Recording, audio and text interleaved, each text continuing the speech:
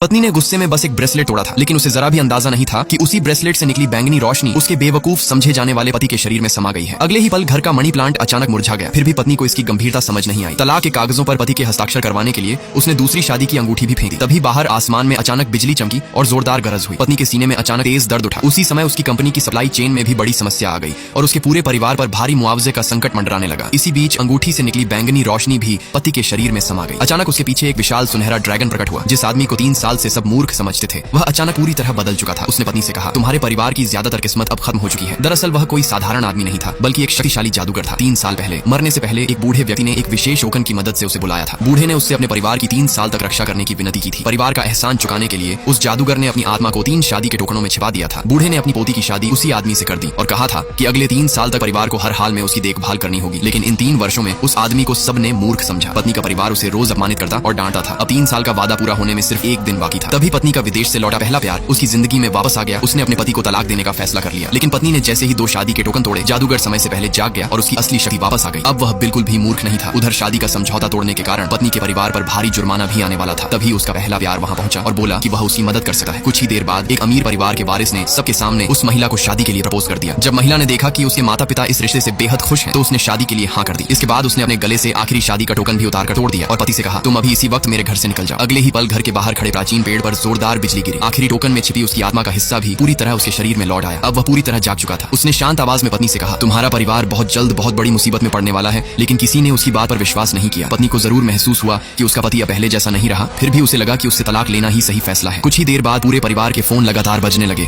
कई जगहों पर उनके निर्माण प्रोजेक्ट अचानक ढह गए और कई लोग घायल हो गए। कंपनी के शेयर की कीमत तेजी से गिरने लगी। बैंक ने भी अचानक अपना कर्ज समय से पहले चुकाने की मांग कर दी। सिर्फ 1 मिनट के अंदर उसका पूरा परिवार दिवालिया हो गया।